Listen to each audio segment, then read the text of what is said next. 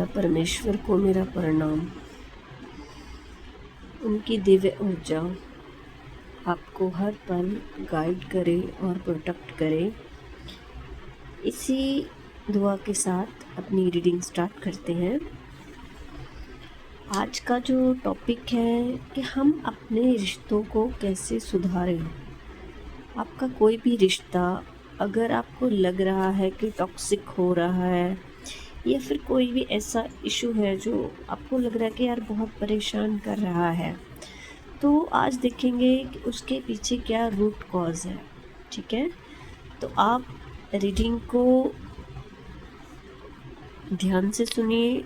क्या आपकी shadow side है जिसकी वजह से ना चाहते भी ऐसे हालात पैदा हो गए हैं कि आज वो रिश्ता टॉक्सिक हो चुका है। तो चलो ज़्यादा टाइम ख़राब नहीं करते, रीडिंग को स्टार्ट करते हैं। पहले हम थोड़ा सा आपके बारे में बात करते हैं कि आपकी नेचर, आपका बिहेवियर कैसा है, ताकि आप समझ पाओ कि ये रीडिंग आपके लिए है। तो जहाँ तक मैं समझ पा रही हूँ आपकी एनर्जी को, तो आपकी टेंडेंसी ऐसी होगी कि आपको गुस्सा बहुत जल्दी आ जाता है, थोड़े शॉर्ट टेम्पर हो आप। आपकी थोड़ी सी ऐसी आदत होगी कि आपको लगता होगा कि मैं ही सही हूँ। ये एटीट्यूड कहीं ना कहीं रिश्तों में एक साइलेंस ले आता है, क्योंकि जैसे आपकी थोड़ी सी ऐसी आदत हो सकती है कि भाई खुद की बात तो बोल देना, लेकिन दूसरे को सुनने की हिम्मत नहीं होती है, क्योंकि हम में पेशेंस नहीं होती है इतनी। तो थोड़ा सा हम हर चीज़ को जल्दी जल्दी करने के चक्कर में कि हाँ मैंने जो बोल दिया वही सही है। तो अगर आपका एटीट्यूड कुछ ऐसा है तो उसी चक्कर में फिर हो सकता है आप कहीं ना कहीं अपने पार्टनर, अपनी टीम या फिर जिनसे भी आपका रिश्ता ख़राब है, आप थोड़ा डोमिनेट कर देते हो। लेकिन आपने कभी खुद को ऐसे इस चीज़ को देखा नहीं है, नोटिस नहीं किया है कि ये आपका एक पैटर्न बनता हुआ रहा है कि बॉसी नेचर है थोड़ा सा।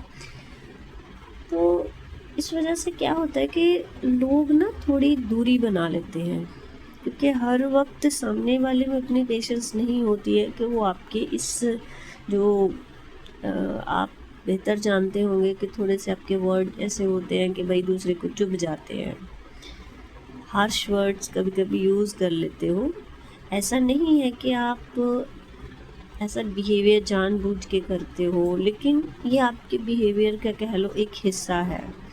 आप दिल से बहुत प्योर हो, बहुत सॉफ्ट, बहुत दिल से बहुत साफ हो, लेकिन बात करने का जो ढंग है, आपके एक्शंस लेने का जो स्टाइल है, वो थोड़ा वैसा है जो अभी हम बात कर रहे हैं।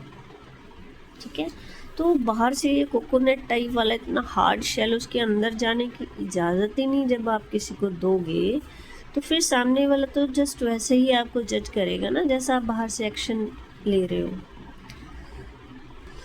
अब आपकी आदत हो सकती है कि हर चीज़ को जल्दी करना हो, सामने वाले की वैसी नेचर नहीं है, तो वहाँ पे इरिटेशन हो गई। तो ऐसे ऐसे करते ही बहुत सारी चीज़ें हैं। अगर इनमें से कुछ चीज़ें या बहुत चीज़ें आप लिख सकते हो, कितना रेजोनेट हुआ यहाँ पे मैसेज बॉक्स में प्लीज़ लिखिएगा ज़रूर। इनमें से कितने पॉइंट्स आपके साथ रेजोनेट हुए हैं। अगर ये चीज़ें हैं तो हम आगे बात करेंगे कि आपको अपनी इन चीज़ों पे कैसे वर्क करना है। ठीक है, ताकि रिलेशनशिप्स में हार्मनी आ पाए। तो चलो अभी हम स्टार्ट करते हैं अपनी रीडिंग। पहला कार्ड है एडवेंचर, जो ये बता रहा है कि आपने बहुत सारी चीज़ें ऐसी पकड़ी हुई हैं जो आप सेम ही रिपीट करते चले आ रहे हैं। तो ये आप थोड़ा सा रुको और देखो कि आप अपने रिश्ते में ऐसी क्या चीज़ है जिससे माहौल ख़राब होता है, लेकिन फिर भी आप उसे नोटिस नहीं कर पाए और छोड़ नहीं पाए। कौन सी ऐसी चीज़ है जिसकी वजह से बार बार आप लोगों में झगड़ा होता है। बार बार आपको लगता है कि यार एक स्पेस क्रिएट हो रहा है। अगर आपकी शुरुआत में इस टाइम पे ये वाले रिश्ते की स्टेज है तो यहाँ पे लिखो स्पेस। आपको अपने एक्शंस को देख के उनमें कुछ बदलाव करना पड़ेगा। अपने बिहेवियर में, अपने एक्शंस में थोड़ा सा चेंज लेके आइए, क्योंकि अगर एक्शन सेम ही रहेंगे तो रिज़ल्ट डिफरेंट नहीं हो सकता।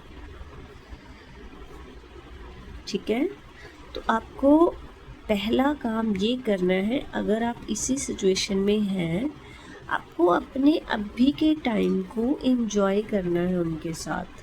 अपने टाइम को शेयर कीजिए, जो भी बात है उस बात को ओपनली बोलिए।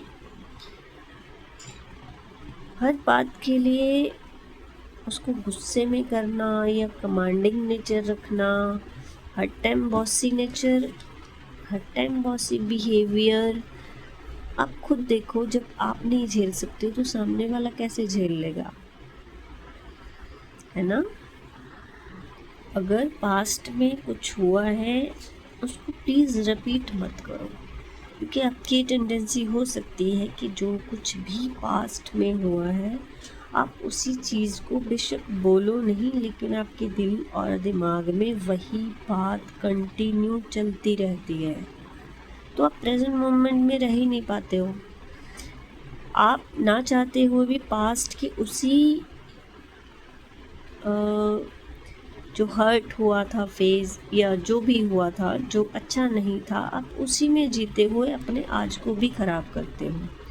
तो आप कहोगे कि यार मैं तो कुछ बोल नहीं रहा हूँ, लेकिन आप कभी खुद को ऑब्ज़र्व करो कि क्या आपके दिल दिमाग में कहीं ना कहीं वो एनर्जी घर नहीं करके बैठी। तो आपके सामने वाले की अभी के जो एफर्ट्स हैं, आपका ध्यान कहाँ होता है उस चीज़ पे। आप कल के चक्कर में अपना आज भी इग्नोर करते हो। अगर उनसे कुछ गलती हुई है, क्योंकि हम गलतियां सभी करते हैं, तो ये ज़रूरी नहीं कि सामने वाले की ही 100% गलती हो। तो अभी अगर आपको इस रिश्ते को सही करना है तो प्रेजेंट मोमेंट को एंजॉय करें, छोटी छोटी खुशियों को इग्नोर मत करो। ठीक है, सामने वाला अगर आपके लिए अभी सही है, आपके लिए कुछ भी कर रहा है, छोटा सा भी चाहे वो काम है, तो अप्रिशिएट कीजिए उनको, क्योंकि कोई भी रिश्ता है वो तभी ग्रो करेगा जब हम कंप्लेंट्स छोड़ के उसको एक्नॉलेज करेंगे, सामने वाले को अप्रिशिएट करेंगे। नेक्स्ट कार्ड ये बात कर रहा है कि आप प्रेजेंट मोमेंट को जियो, लेकिन पीछे वाली जो ईगो है,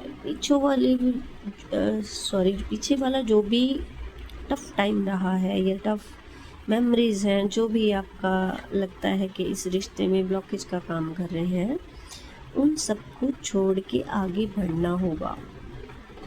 अपने दिल की बात साफ साफ बोलो, लेकिन आपके वर्ड्स में वो हार्शनेस नहीं होनी चाहिए जो नॉर्मली होती है। उसमें कोई पुराना डर या ईगो क्लैशेस जैसी बातें ना हो। तो रफ कन्वर्सेशन से प्लीज़ बचिए, ताकि रिश्ते में एक न्यू जान आ पाए, क्योंकि हमें रिश्ते को ग्रो करना है। हमने ना खुद दबना है ना सामने वाले को दबाना है। कुछ वर्ड्स थोड़े से ऑड लगेंगे आपको, लेकिन ये ह्यूमन नेचर है, हमारा ये बेसिक नेचर है, उसमें कोई गलत बात नहीं है। लेकिन हाँ, हमें सामने वाले की फीलिंग्स का भी थोड़ा ध्यान रखते हुए थोड़ा सा खुद को इम्प्रूव करना है, बस इतना। अगर आप एक्चुअल में अपने रिश्ते को सही करना चाहते हो तो डिवाइन कह रहे हैं कि आपकी इनर वॉइस, उसको इग्नोर मत कीजिए। जैसे मैंने स्टार्टिंग में बोला था कि आपका बोलने का तरीका बेशक रफ हो सकता है, बेशक बॉसी हो सकता है, लेकिन आप दिल से वैसे नहीं हो, आप दिल से बहुत प्योर हो। तो डिवाइन कह रहे हैं जो आपका दिल आपको कह रहा है वो गलत नहीं है, वो सच्चाई के बहुत नज़दीक है। तो आपको अपने दिल की सुननी है, उसके हिसाब से चलिए। बाहर वाला माहौल जैसा भी है थोड़ा रफ हो सकता है, लेकिन आपकी इंट्यूशन आपको गलत गाइड नहीं करती है।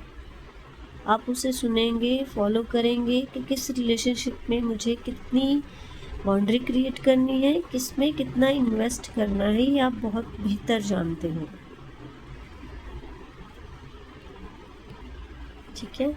डिवाइन कह रहे हैं कि अगर हम नेक्स्ट कार्ड की बात करें, कॉम्प्रोमाइज़, कि ज़रूरी नहीं है हर रिश्ते में हम जीतें, क्योंकि ये कोई कंपटीशन नहीं हो रहा है। हर रिश्ते में जीत जाना ज़रूरी नहीं है, क्योंकि रिश्तों में एडजस्टमेंट करनी पड़ती है बैलेंस बनाने के लिए। यहाँ पे ईगो का कोई काम नहीं है, क्योंकि रिश्तों में जब ईगो आती है तो क्या होता है, आप बहुत अच्छे से जानते हो। इसलिए प्लीज़ अपने रिश्तों को इम्पोर्टेंस दो। मैं ही सही हूँ वाला एटीट्यूड छोड़ के सामने वाले की फीलिंग्स को थोड़ा सा समझो, क्योंकि आपका थोड़ा सा मुझे दिख रहा है कि कुछ ऐसे बिलीव सिस्टम आपने बना रखे हैं जो आपको लग रहा है कि बस ये ऐसे के ऐसे ही है। बट आप कभी देखो, अगर आपको कोई एक बिलीव है कि भाई सामने वाला ऐसा ही है, क्या वो सामने वाले का बिहेव था, या आपको किसी पर्टिकुलर सिचुएशन ने वैसा माइंडसेट दे दिया कि ये बंदा ऐसा का ऐसा ही है, और आपको लग रहा है कि अब ये चेंज नहीं हो सकता। बट सच्चाई ऐसी नहीं होती। हम अगर इस चीज़ को ऐसे देखें कि किसी टाइम पे हमने भी तो गलतियाँ की हैं, हम भी तो कई चीज़ों में ऐसे थे कि भाई सामने वाले ने हमें गलत किया था, समझा था, लेकिन क्या आज हम वैसे के वैसे ही हैं? क्या हमने खुद को इम्प्रूव नहीं किया? तो एक पर्टिकुलर माइंडसेट लेके चलना ये सही नहीं है, क्योंकि सिचुएशंस के अकॉर्डिंग हम चेंज होते हैं। यहाँ पे हो सकता है कि बहुत सारे बिलीव सिस्टम आपने सोसाइटी से, परिवार से या किसी भी माहौल से उठाए हैं, तो नेगेटिव बिलीव सिस्टम को छोड़ के आपको खुद अपने दिल की सुननी है, तभी आपका रिश्ता इम्प्रूव हो पाएगा। अगर हम बात करें बैकन की एनर्जी की, तो आपके रिश्ते में दोबारा से रीबर्थ होगा। अगर आप चाहते हो एक्चुअल में कि आपका रिश्ता दोबारा से हेल्दी रिलेशनशिप में चेंज हो, तो आपको इन चीज़ों पे काम करना पड़ेगा। आपको अपने पुराने जो पैटर्न्स हैं, पुराना जो आपने एक माइंडसेट पकड़ रखा है, उसको छोड़ना पड़ेगा। ठीक है। तो कभी कभी अगर आपको लगता है कि मेरी ईगो हर्ट हो गई, सामने वाले ने तो सेम मुझे रिस्पेक्ट नहीं दी, सामने वाला से मेरा जो कंट्रोल है वो कहीं ना कहीं छूट रहा है, तो ये सब चीज़ें हो सकता है कभी कभी आप में वो ईगो है जो ट्रिगर कर दे। तो यहाँ पे थोड़ा सा आपको खुद पे वर्क करना पड़ेगा,